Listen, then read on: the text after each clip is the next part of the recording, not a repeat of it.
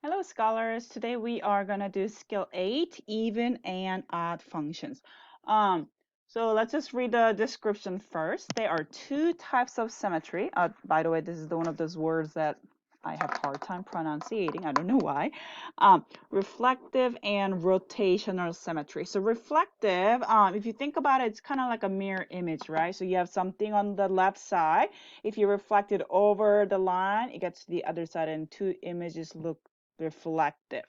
What does rotational means? You take one object and then rotate across and it looks the same again. So we have 6 graphs underneath it. Let's identify which one is reflective, which one is rotational symmetry.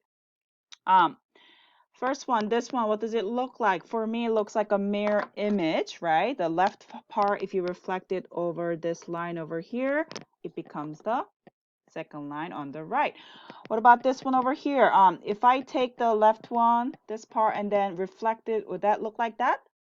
No, it's going to look like this, but that's not the graph. So what do you think that one will be? This is actually the rotational across the origin. So you take this, boo, rotate it, it gets to the other part.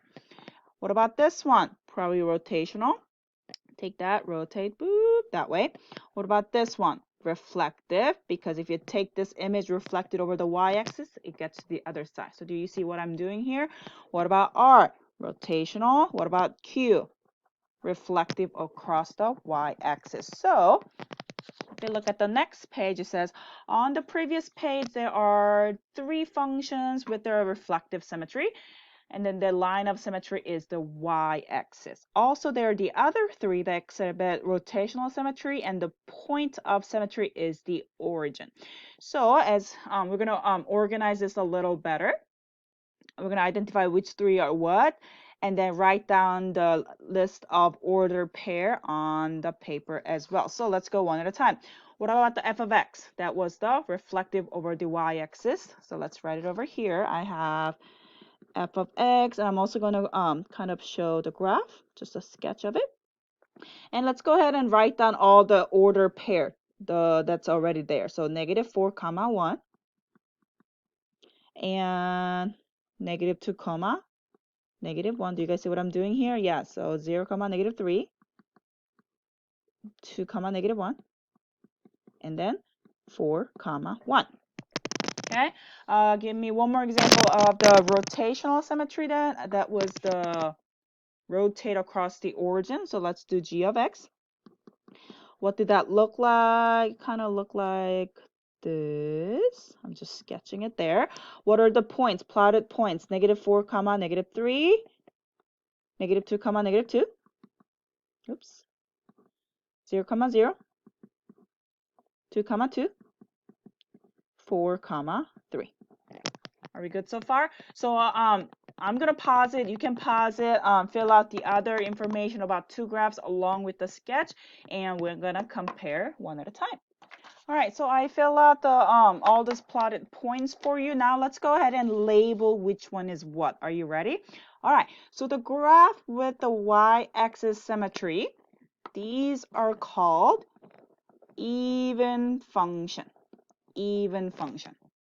Okay, so how do you identify even function from the graph then? You look at whether it's going to be y-axis symmetry. Now, what about the rotation symmetry, origin rotation symmetry? These are called odd function. So how do you identify from the graph? You take the half and you rotate across the origin. If you get to the other half, that's how you find it. Okay, so that's a one part you need to know. On your delta math, it's going to ask you, it's going to give you the graph and ask you whether this is an even or odd function.